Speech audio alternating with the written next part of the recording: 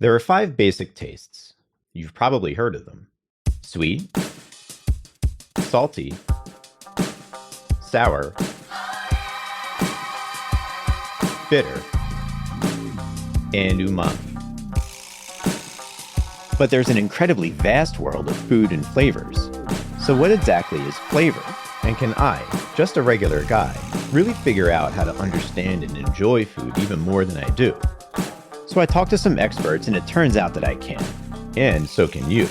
But you have to start somewhere. I'm Evan Young, and this is Fever for Flavor. I am an obsessive food label reader. As a human being concerned with my health and my longevity, and as a consumer trying to make sure I'm limiting the amount of hyper-processed garbage I put into my body, I've taken to reading the label on just about everything I buy. But I do still buy and eat junk food for sure. I love Oreos, I love Nutter Butters, and I don't plan on not eating them anytime soon. But I also try to avoid unnecessary additives whenever I can. And without a doubt, there are a lot of additives in food. But here I am, and we're already off to a bad start, thinking that every single thing that goes into our food is by definition either bad for you or not needed. And of course, that's not the case. There's just so much more nuance to it than that. And who better to catch up with about those nuances than an actual professional flavorist working at one of the world's most well-known specialty ingredients producers, Kate Southrey of International Fragrances and Flavors. Kate and I sat down in the comfort of my own home, just a few feet from the yogurt and the strawberries in my fridge, and we talked about yogurt and strawberries and a whole lot more through the course of this fascinating conversation and deep dive into what flavorists do to help us enjoy all kinds of foods, conserve our world's actual food resources, keep food costs manageable, and a whole lot more. All this and more next on Fever for Flavor.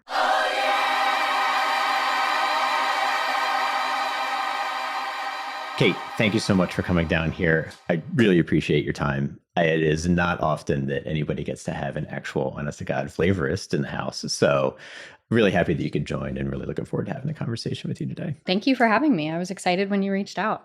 We had to start big and a little bit broad. Mm-hmm. What exactly is a flavorist? Do you call yourself a flavorist, flavor chemist? And what do you do? So flavorist and flavor chemist are interchangeable. Okay. I think we typically tend to refer to ourselves as flavorist over flavor chemist, but truthfully, one and the same. What do I do? Big picture, the way I like to explain it to someone who has no idea that the industry exists is if you go into the grocery store and you decide you want a yogurt and you go over to the yogurt section and there's all these different kinds, right? There's Oreo flavored yogurt, there's s'mores flavored yogurt, there's strawberry yogurt, right? If you pick up that product, regardless of brand, if you pick up that product and you look it over and you look at the ingredient deck, somewhere in there is going to say some version of natural flavor, natural flavor with other natural flavors, artificial flavor. That is an ingredient. And that is what I create. So our company is contracted by other companies, other food companies that says, hey, we want to make a strawberry yogurt. But if we used real strawberries, we would decimate the strawberry crop. Got it. You would never have any strawberries to eat. And it would be ungodly expensive. And it wouldn't be a consistent product. So then they come to a flavor house and say, make me a strawberry flavor. And so that, as a flavor chemist or as a flavorist, that's what I create. So is a strawberry flavor at every flavor company anybody would ever go to? Or do you have a version of a strawberry flavor that is your secret kind of house recipe? So every flavorist will create differently. That's kind of the art behind it all, is it's kind of a blend of art and of like chemistry and art. So what I create as a strawberry flavor for a yogurt will be different than my colleagues at the same company. Wow. Really? That will be different than another company, etc. While we all typically, generally speaking, have the same ingredients at our hands, how we choose to put them together and why we choose to put them together is up to the creator, is up to the chemist. Wow. So is your working environment, is it like a lab or is it like an office? Both. Okay. So it is like a lab, like a chemistry lab, as you would probably picture in your head. But on the shelves are what we call our raw materials. So it could be anything from lavender oil to vanilla extract, things you have seen and heard before, to individual raw materials such as ethyl butyrate, which sounds a little scary sometimes. Is that the banana flavor? That's not banana. Oh, it's a very general fruity bubblegummy type note. It's ubiquitous in any fruit that you've ever eaten. Okay. It's in there. So is part of the goal for what you do, if just to use the strawberry flavor as an example, is it to really best approximate exactly what real strawberry tastes like, or is it to provide something that's an accent for what it is that your client is trying to accomplish? So it depends. It depends on the customer, really. Some people will come to us and say, I want the most authentic strawberry flavor you can make me. I want the height of the crop season, ripest, juiciest strawberry. And so when we get those types of requests, a lot of times what we do is we lean on what we call like our analytical department and our library of analytical data that the company has amassed over its entirety. However long that's been. Yeah, like 150 years. They're going to hate me that I don't know the exact number. And we look through, and basically what we have is all this analytical data that says, if you take this particular type of strawberry and you analyze it through different analytical chemistry methods, what we use is GCMS, so gas chromatography with a mass spec. What it does is it tells us all the little individual pieces and parts of what makes that strawberry taste like a strawberry. And we take that data and we combine it back together and we taste and we adjust to create this, quote, authentic strawberry flavor and kind of go from there as far as if the customer is wanting a very authentic. Is it possible for the average person, and then for you as an expert doing this as a career, if you were to put that strawberry that flavor is based on in front of me and then somehow figure out how to blindfold me to the texture and everything else, or blind me to that, would I tell the difference? Or is it honestly so close that it's really impossible to tell the difference? I wouldn't say impossible, but yeah, if it's done well and it's done right. So if you were to take that strawberry, right, mash it up, put it in some water so that it's just strawberry water, if you will, right? And then you take a strawberry flavor that's based off that strawberry, put it in water. The goal is that you wouldn't be able to tell the difference. So you can, hang on. So I can give you a strawberry and you can create a flavor based on that strawberry. And then I could give you a different strawberry and you could give me a different flavor based on a different strawberry. Sure. Yeah, because there's like crop to crop variation, right? So the strawberry that you get one day at the supermarket is not going to taste like the strawberry that you get the next week. Your brain knows it as a strawberry, but if you were to really train your senses and train your tongue and your nose to hone in on those differences, you would be able to taste the difference, which is part of our training. Right.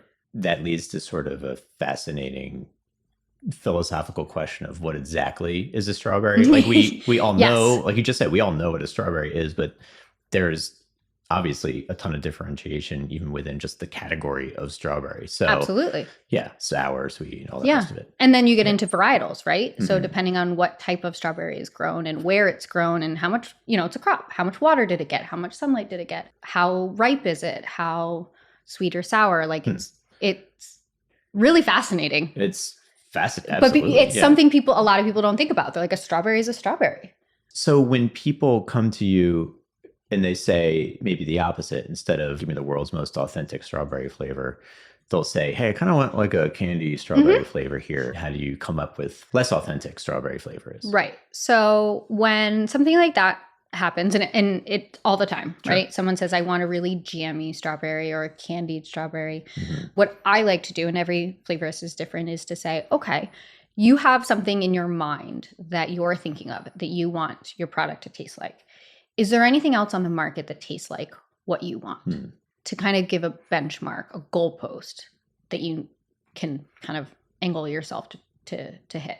And from there, what we try to do is, as flavorists, when we go through our training and we learn our raw materials, which there are over 4,000 raw materials, right? We not only do we learn them, what they taste like, but also you try to like categorize like this material would push a strawberry more candied or would push a coffee more burnt.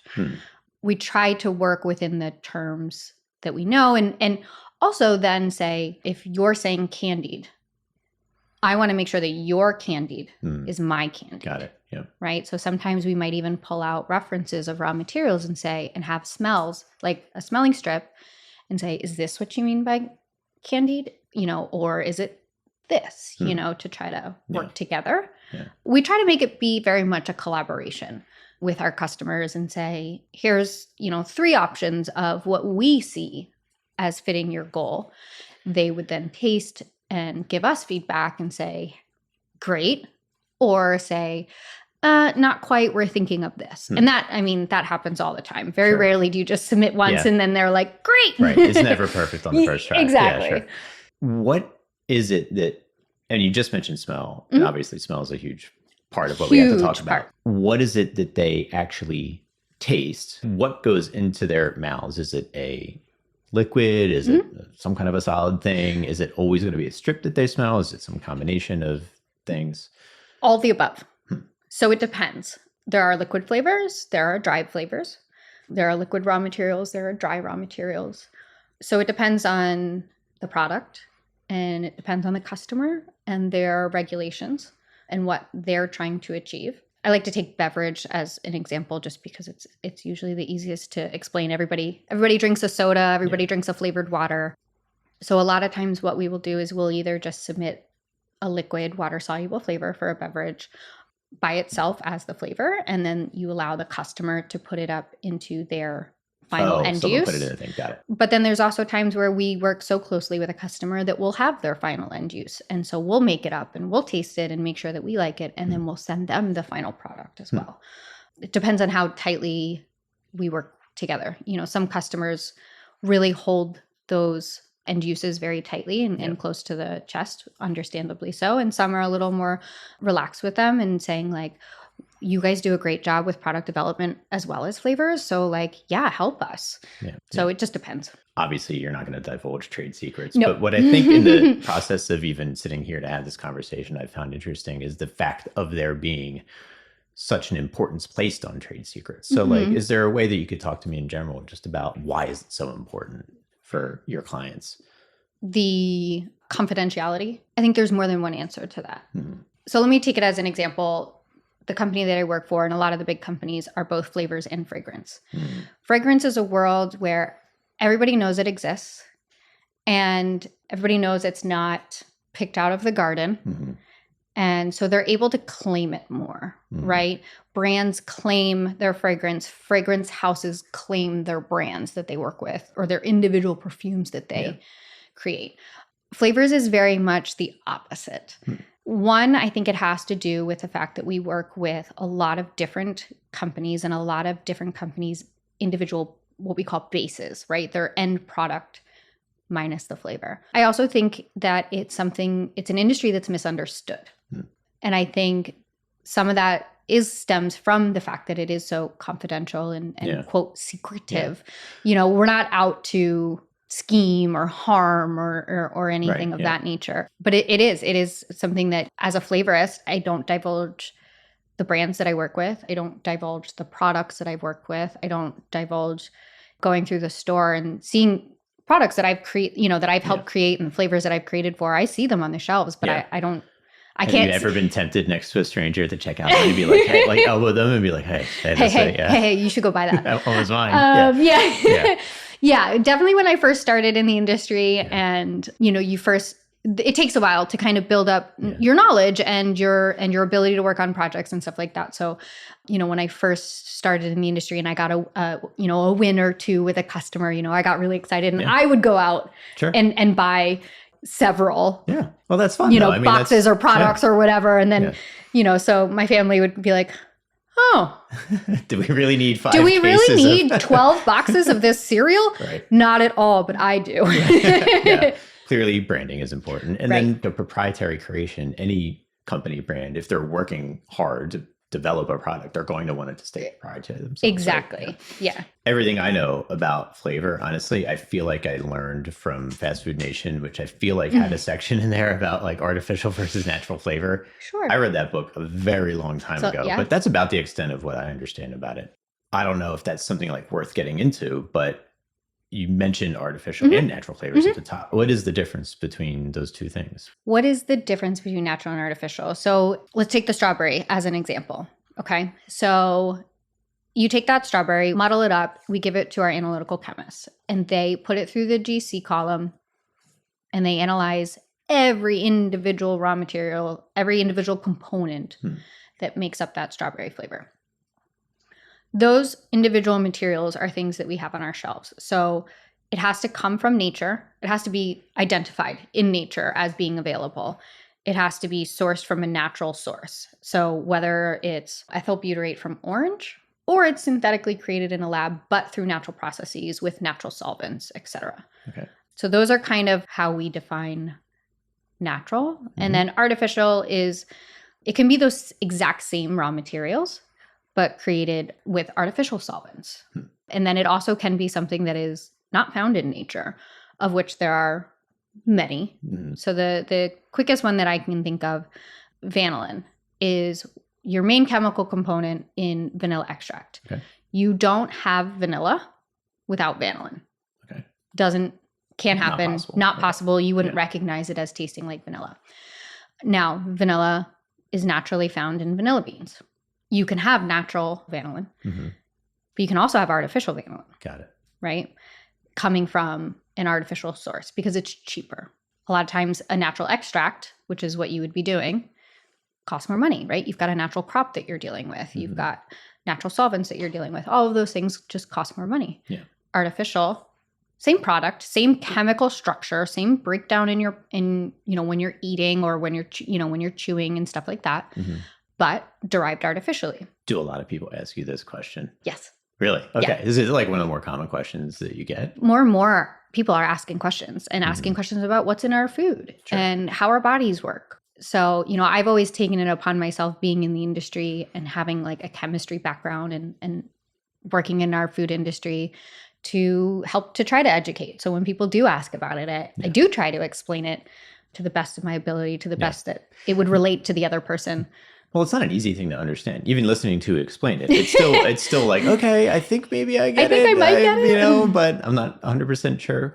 I think it's easy to understand why people get concerned, right? Because you see the word natural and you see the word artificial, and you're going to have a reaction as a human to those two things. So 100%. But at the end of the day, there's real world consequences in terms of cost and resources required to make something. And I think intrinsically, people have to understand that on some level, that if you just can't farm a certain crop, or you don't have the money or the resources to afford a natural flavor, and if the next best thing is what you can get, then. And you answered it, or you sort of preempted a different question I had, and you went to school for chemistry, I guess. I did. Sounds like, yeah. So once upon a time then, in those pre-decision years where you decided, I'm going to go work in the flavor industry, you were probably like the vast majority of the people in the world where you just have no idea about flavor, right? So, had no idea it even existed. Right. So what are some of the things you've learned along the way that have just like blown you away, that have just been, holy cow, what an interesting thing to just know? I guess what's really interesting that I learned, and I learned it along the way, was that in order to become a flavorist, you can't go to school for it. Most jobs, there's a major for, or there's a connection to education, right? So while I have a background in chemistry, that's, what my degree is in, I still had a lot to do. I still had a lot to learn and a lot to go through to get to where I am. So that to me was almost probably the biggest. It was like, oh, wait, I have to do what now? Yeah. Well, it sounds like there's a world of training to just get you ramped up to the point where you can be professionally functional. Exactly. And useful, right? Exactly. Yeah. So where I started at a small family-run company, and the training there, it's very much like an apprenticeship, right? If you were to you start working, you work under someone who's very well established and well trained, and they kind of teach you the tricks of the trade along with the educational background and the chemistry and stuff like that. So when I started, that was very much how my training was. And it's kind of outlined, it was about a 7-year program that I had to be okay with. Yeah. You know, if this is what you want to do, you've got to commit to That's a long learning commitment. this Yeah. for, 7 years. Yeah. And it covers a vast majority of things. It's not just individual raw materials and how to put them together. It's regulatory, right? All the different governing bodies that regulate our business and our customers, and being able to understand those and apply them to how you create. And the reason why it's 7 years is it's called the Society of Flavor Chemists. And I know it sounds very like spooky, right? I don't know about spooky. I would say it sounds very like, I can imagine you like with a gun, dueling and it sounds very cool. No, there's no dueling, but so they kind of have set forth this, syllabus as far as what you need to learn to become a flavorist in our industry. And the society really gives like a benchmark of knowledge, right? So there's 2 different levels. There's at 5 years of your training and your studying, you can get an apprentice membership to the Society of Flavor Chemists. And then 2 years after that, which is the total of 7, you can become a certified member. And so what that means is you've taken the certain exams, you've been interviewed, people are vouching for your knowledge, that you not only know, again, the raw materials, but the regulations, all of the things, all the different technologies, all the different liquid versus dry versus emulsions versus natural, artificial. And also, there's a smelling portion of raw materials. Yeah. Can you identify blindly what I'm handing you? So there's additional training. So you start your first job and you're like, cool, I want to do this. And then they're like, okay, we'll see you in 7 years. yeah, that's great. Do you find yourself analyzing the things you eat differently? Probably. Well, my husband would say definitely. Okay. Yes and no. So not so much with like grocery store items, but more like if we go out to eat. Oh, okay. I'll sit there and I'll kind of really think about the taste profile, and is it too salty? Is it not salty enough? Would salt enhance it? Would I do something differently? So more so when I'll kind of pick apart a vegetable and be like, oh my gosh, it's so earthy, right, or what have you. And my husband's like, Kate, it's a carrot, just eat it. But this is a particularly earthy carrot. Yeah, and I'm like, but this is super earthy. I can taste the beta caryophyllene. And he's like, shut up. But as a whole, as most flavorists could probably attest to, like, we try to turn it off if we're not with other flavorists. But if you get a bunch of us in a room and give us all like a strawberry or something, you're going to be like, you guys are insane. So we try to turn it off is kind of the short answer there.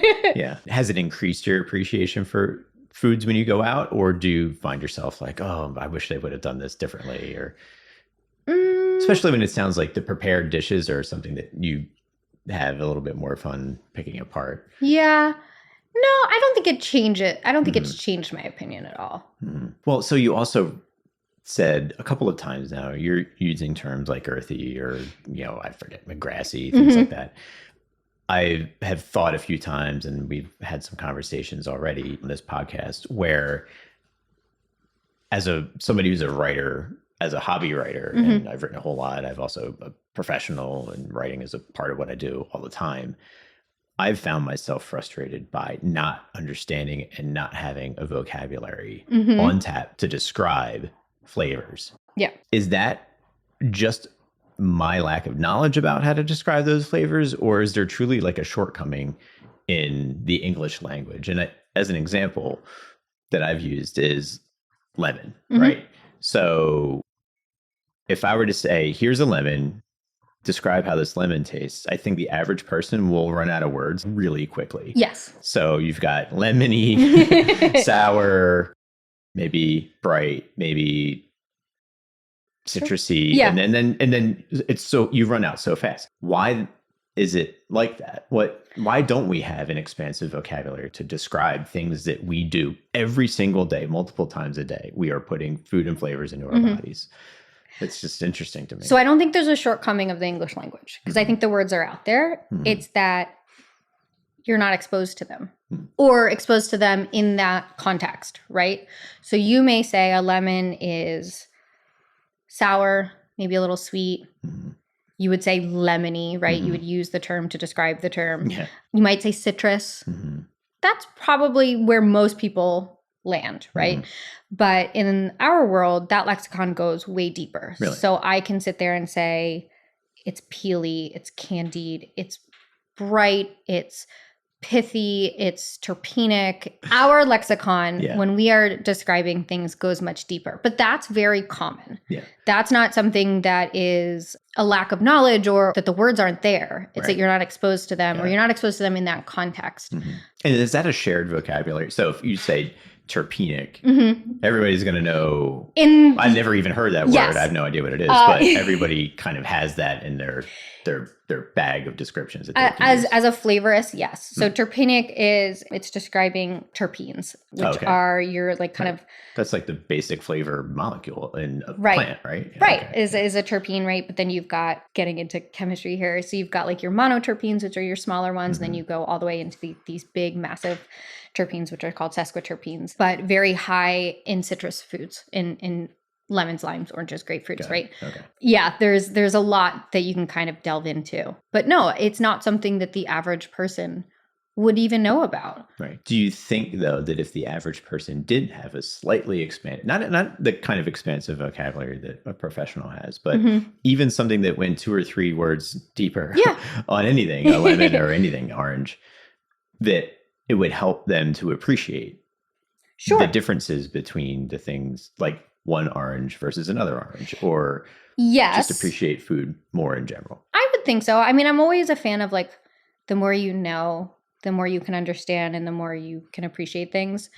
But I would also say that knowing the word and knowing what that word actually means and experiencing it, right? So if I say this lemon is piney to me, right? It's got a lot of alpha pinene in it. If I'm going to use that term, I want to know what it means. I want to understand that molecule. So not only knowing that the term exists and being able to use it appropriately, but inherently understanding it, right? So knowing what alpha pinene smells or tastes like. So theoretically, you could train me or anyone to be able to pick that out. Yes. I think there is a certain amount of like inherent, you need to have good senses, right? Good smell, good taste. But I think a lot of times if you want to do it, if you are willing to sit and study and learn, I think a lot of people could do it if they wanted to. Are you a super taster? No. Okay. Are there other people in your industry that are? Are they? Absolutely. So do you know what super taster refers to? I think you can taste a couple different kinds of bitter that other people can't, but that's about it though, right? Yep. There's no. So I'm not a super taster. I don't taste bitter. Oh, really? Not at all, but I'm very weak in that, which I always laugh because bitter is an evolutionary trait for poison. Yeah. Right? So I always laugh that like 100 years ago, I would have eaten something and died because I can't taste it. So like I like my coffee really strong and like super dark. And so it's kind of an ongoing joke. But no, that's not something that hinges, that makes or break a flavorist career. Are there super smellers? That's a great question. I've never heard of a super smeller, but if there's super tasters, then I feel like there are probably super smellers in the world. Probably. Yeah. How much in your typical day at work are you using your nose versus using your taste buds? So your nose is how you taste the differences in your food. So your tongue true taste is sweet, sour, bitter, salty, and umami. That's what your tongue does. Your nose, or more correctly, your olfactory bulb, is how you determine lemon, lime, orange, vanilla, etc. Right? Candy. Shades of things. Right. You actually probably use your nose more than your mouth, which a lot of people don't realize. It used to be that the science was, you'd see a picture of the tongue and it would be like mapped out in segments of like, sweet is tasted on this part of the tongue and sour is tasted on this part of the tongue. We know now that's changed. And what's so interesting about that is even as a kid, I thought that was a bit of BS because I would put like sugar on like the sides of my tongue and be like, I can still taste this. Or you'd put like a Sour Patch Kid like on the one side, and you're like, well, I taste sweet and sour. Like, what are you talking about? You know? Well, even with the umami flavor too, being a relatively newly described thing in Western culture. I've tried to pinpoint, was it ever like officially accepted? And I think in reality, it never was actually officially added as a taste. It just sort of has gradually become adopted. But I mean, I think umami is a whole other fascinating thing too, because I think us Westerners don't really even know what the hell umami is or how to describe it, like beyond savory. Beyond just saying savory. Yeah, but if you were to give me 10 umami foods and then start to try and start to pay attention, it's like, okay, I think I pretty much know what umami is. But yeah, it's all about like delving into it and researching and, for lack of a better term, training, right? If you want to study umami, you're going to do some research, and then you're going to get some, some foods and be like, oh, okay, like I get it. So then in the kitchen, in your own kitchen at home, are you a better cook now than you think you used to be? Are you experimenting with flavor all the time? Are you always thinking like, oh, I should put this in, or I should try that? Are you tinkering? And yes and no. Yeah. Yes. In the perfect world, if I had all the time in the world, absolutely. So I love cooking. I always have. I grew up very much, with the idea of like, you sit down as a family for dinner, for a home cooked meal. So that definitely shaped my opinion of cooking, seeing my mom in the kitchen and stuff like that, and working in restaurants, just genuinely enjoying food. So I do very much love to cook. I like to think I'm a very good cook as well. What every else in the house? I think so. That's really the true measure. I mean, my kids, yes. My husband, definitely. My kids might, be like, come on, mom, again. Like, I definitely still absolutely love cooking. I love finding a recipe, getting an idea and a sense of the vibe, and then just kind of rolling with it and being like, okay, well, what happens if I add a little of this? Or, instead of using water, what happens if I use chicken stock? And do you go deep on herbs and spices and other ways to just accentuate a dish? Or is it more with kind of the more raw ingredients? More with the raw ingredients. I don't go as deep with the herbs and spices, and it's not for any other reason other than I just don't have them at my fingertips, right? So spices, like in your spice cabinet, they lose potency after a while.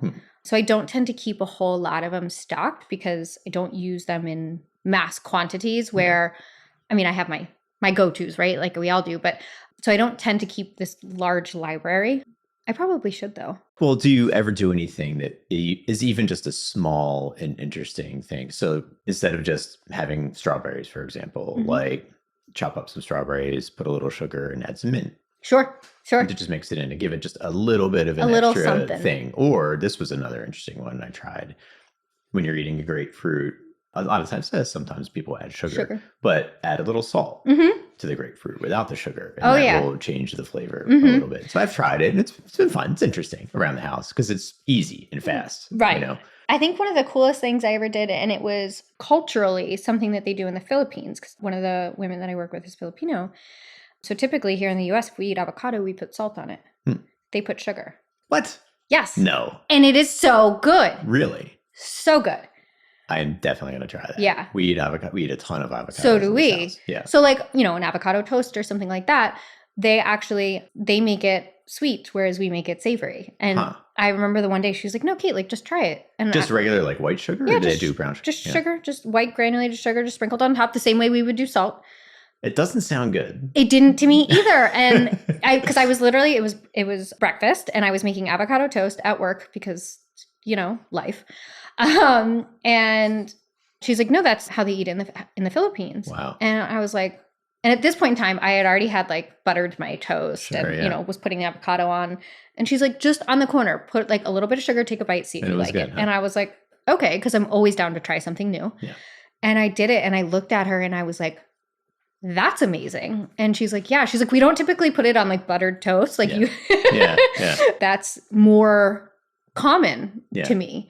And I was like, that's amazing. I feel like if anybody walks away from this entire they're going to do that. Putting some sugar on your avocado. Yeah, like how easy is that? We all have I mean, come on, how many people have avocado in their house and then have sugar? Like just sprinkle a little bit, take a bite. Yeah. It's delicious. I know that there's a comedian, I don't remember who it was. One of his bits was, I like to buy avocados at the store so I can go home and just immediately throw them in the trash.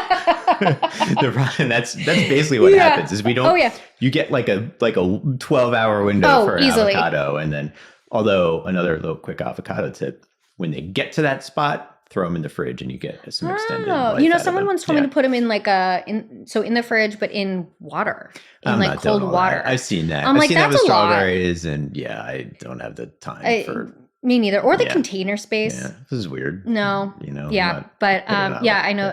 Yeah. The 12-hour window is pretty legit. Yeah. So, well, I was going to ask about, do you have any favorite spices? But it sounds like maybe spices aren't necessarily your bag. I don't cook anything without garlic salt. Really? It's on everything. Okay. So I think powder salt or powder? Garlic salt. Okay. Yeah. I don't think I cook anything without it, to be honest with you. So I'd have to say garlic salt. So for the flavorist, the question there is garlic salt going to taste just like if I were to take salt and garlic separately and put them in like fresh garlic or like garlic powder? I don't know. Because there's a difference. I don't. Well, yeah. What's the difference? Well, because all of that is trying to just approximate and make a shortcut for what a garlic flavor is. But I feel like if I put garlic powder in something, I know that it's not really real garlic, but it is real garlic. It's real garlic. So you lose the freshness, right? So, I mean, even if you were to just take raw, fresh garlic, right, and grate it up, taste it, right? It's pungent. It's fragrant. It can have a little green, freshness to it, right? Whereas with garlic powder, it's sitting on your shelf, right? So that fresh pungency is gone. So garlic salt is probably more approximated to garlic powder and salt than fresh garlic and salt. I actually Googled the other day, why do humans think garlic smells so amazing? Because garlic is like truly it's a top 3 smell. When you walk into a restaurant, you walk into somebody's house, it's like... It's delicious. But what is it about garlic that makes it that way? There has to be something unique about it that just appeals universally to all people. What did Google say? I'm curious. Google couldn't give me that answer. The whole AI review is like not working anymore for certain things like that. So yeah. That's a great question. Why is it so like universally like yum? I don't know. Maybe you could ask your coworkers. I might be going back on Monday and being like, guys, like let's talk. Yeah. Well, do you deal with a lot of savory flavors at work, or is it usually... I personally, my background is not in savory. My background and my training is more so on what we call the sweet side. So the industry is kind of broken up into sweet and savory. Sweet encompasses basically everything but the culinary world. Beverages, sweet goods, confections, bakery, dairy, that kind of sphere is really where my expertise and my history is. That being said, like I've said, I love to cook. So the culinary world is still interesting to me and still something I like to learn about, but it's certainly not where the depth of my knowledge is. Yeah. Is it only flavor, or is texture ever involved with what you do? So texture is not directly involved in what I do. So within our industry, right, we have the flavorist, but then we always have a counterpart in what we call like design or applications, which is really more the product development side of things. Let's say you're working on a beverage, on a protein shake, right? So if I'm working on a project for a customer that's a protein shake, I have a counterpart working with me on that that is handling setting up the flavor in either like a mock base, so like a protein drink that would closely resemble the customer's, or the customer's base, but they would be the ones that really more so address the texture, the viscosity. Are there ever flavors that you come up with that won't work with certain textures? Like, is there ever any like butting of heads between like, we know you came up with this thing, but we just simply can't incorporate it, Not so much from a texture standpoint. I would say from either like a physical standpoint. So we need a dry flavor, right? It's going to be a dry protein shake, right? So then you can't give them a liquid. Right. Then there are times where, let's say the process that the end product goes through. So if something is going to go through a heat treatment step, similar to a pasteurization, right? You have to be able to give them a flavor that is going to withstand that processing method. Got it. So it's not so much about like the texture doesn't influences it in terms of that, but it's just more about like knowing the process and the end product is going to be and making it fit for that. Yeah. It has to stand up to production at some kind of a scale. Exactly. Yeah, you said it much better than I did. Okay. No, that's all right. No, maybe I have a career. There you go. Change. Come on over. Yeah. I mean, I know that I would be fascinated by it. So when a project does come along, do certain people start to specialize in certain areas? Is like beverages like a thing? Or is it just like, hey, some cool thing comes and it's like the first come, first serve, like you get to work on it? The more established you are, the more you've been in the industry, you do tend to get a knack for whether it be a certain category like alcoholic beverages or a certain tonality. So you're great at making vanilla flavors. So then projects that come in that are vanilla flavors would then go to you and or maybe someone else for you to teach. But a lot of times you tend to be more categorized. Also, where's the business, right? If the company itself does a lot of business in yogurt, well then most of your flavors should be pretty darn good at doing yogurt. But yeah, the more you go throughout your career, you tend to get a knack for one thing or the other. So for the average person, do you think that there's anything that if they knew about would just blow them away? Like, oh my gosh, like that's so interesting that this happens, just for example, with yogurts, as you brought it up a few times. I think everybody has a general idea, or sense we just talked about, that there's some kind of an added flavor in there. But whether it's about the process or just the people that are involved behind it, or just the way it all works without divulging any of your, the state secrets. What are some of the surprising things that the average person doesn't know about? I think just that it exists, that it's an industry. I think there's so much that people don't know about it from an industry standpoint, whether it's flavors, whether it's food manufacturing or commercial farming. Like I think there's a lot about our food system from a high level that people either don't know about or don't want to know about. And I think if people start asking questions, and I don't mean it in a negative way either, just ask questions, learn where do things come from? How do they get to the store? How does your cracker look like a cracker? You know, I think it's a whole world that a lot of people take for granted.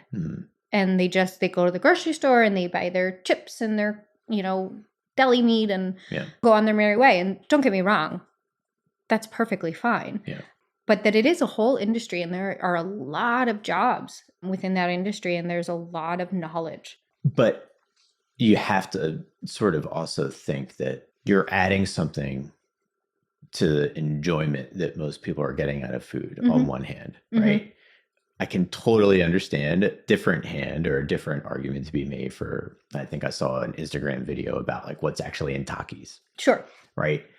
There's not a lot of actual nutrition food or nutrition in Takis. But on the flip side, if a passion fruit yogurt that I grab off the shelf tastes a little bit better and it's going to be largely a nutritious thing to eat because it's not a lot of added junk in it, and I can therefore have my kid eat it, then that's a good thing. So I'm not sure it needs to be scary, or I understand why it needs to be, secretive and proprietary. But I think if you were to ask the average person to think for a few minutes on like, oh, like where does this flavoring come from?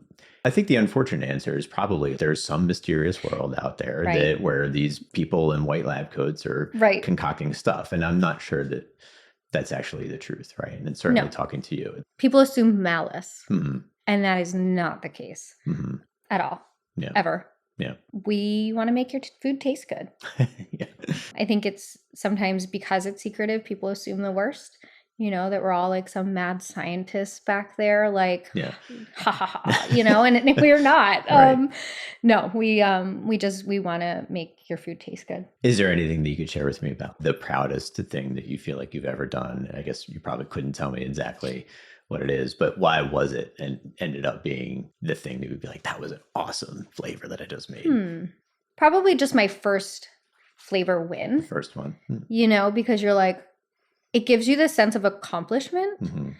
I can say it was an eggnog flavor. I'm not going to tell you who or what product, but also as someone who doesn't drink eggnog, right? I really had to do my due diligence and like research and learn. And then also like, how do I put this back together? I have to go buy PA Dutch. I have to drink another glass of eggnog this Christmas. And it was just one of those things. It gave you a sense of accomplishment and like, oh, I can do this. Like I didn't choose something that I'm not going to be good at. I'm not going to trudge through my career. I don't have to think about, oh no, I'm not good at this. Like, what else can I be doing? Right. And pivot. So yeah, I will say my proudest moment was probably just my first win because it gave you like a sense of like, oh, I got this. I got this. Yeah. That's cool. Yeah. That's great. Eggnog is a very polarizing drink. It is. I love eggnog. Do you? I do. I'm not a fan. Yeah. I love it. Me and my friends that I hang out with on a pretty regular basis around the holidays in Pennsylvania Dutch, which, by the way, is pretty much the best eggnog out there, I think. We'll hang out and we end up doing shots of eggnog. Yeah. A couple of us, it's like amazing. And I swear the others, they can't, like they will gag. Like it's just a disgusting beverage to them. I don't get it because I think it tastes amazing. Right. But I, like you said, I have a sweet tooth, for people that love that. Yeah. I think I grew an appreciation for it. There you go. During the time that I was working on it. Yeah. Now, a homemade eggnog, that's something I've never done, but I would definitely Me neither. Yeah. But don't know that I would. Yeah, no, I'm not doing like raw eggs a whole lot, and I think you need to have some raw eggs in there to really make it like a genuine. I think so. I think it's like egg yolk and No, that sounds gross. We'll end with the question that I've been hitting everybody with. Of all of the 5 tastes, and you listed them actually a few minutes ago, so you're intimately familiar with the 5 tastes. If I had to say to you, you can no longer live life with one of those tastes, and taking one of them away from you, which one are you okay saying goodbye to? Well, for me personally, because I already mentioned I wasn't sensitive to it, I would take away bitter. Yeah, because you're not going to miss it. Because I'm not going to miss it, but that might be a cop-out of an answer. So I will say sour. Okay. I would take away sour. Okay. I've got a sweet tooth. I've got to have sweet. And I like cooking too much to take away salt and umami, I think. So I think if bitter's too much of a cop-out, I think I would go sour. How do you feel like sour kind of blends with some of the other flavors? Because I guess maybe sour isn't always blending. Sour to me is a good balance. A balancer. If something's too sweet, you add the sour, kind of levels it back out. If something's too umami, right? It's way too savory. You need something to cut that. You usually go for like an acid, like a citrus or something like that when you're cooking. So sour is a good balancer. But you don't need it, I guess, in your case. But I think I lean towards the others more so. Well, we know that your actual answer would have been bitter. It would have been bitter, but it sounds like a cop-out. So I'll give you a second one. No, I appreciate that.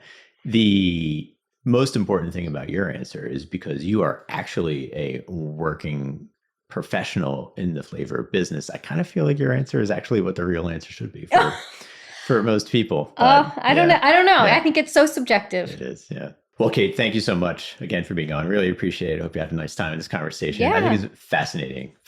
And I would even love to maybe sit down with you again at some point. Just I'd be happy to. Down the road when I've learned more, and it's just great. I think it's a really interesting thing you do. So thank you.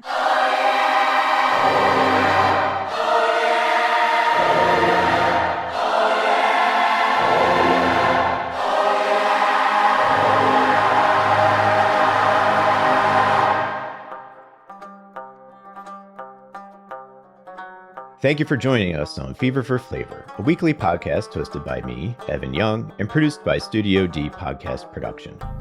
If you want more content, go to feverforflavor.com. That's fever, the number 4, flavor.com. Feel free to email us at podcast@feverforflavor.com and follow us on Instagram @feverforflavor. Again, that's fever, the number 4, flavor. If you'd like to support Fever for Flavor, please leave a review on Apple Podcasts or wherever you get your podcasts. All you have to do is open up the podcast app on your phone, look for Fever for Flavor, scroll down until you see Write a Review, and tell us what you think.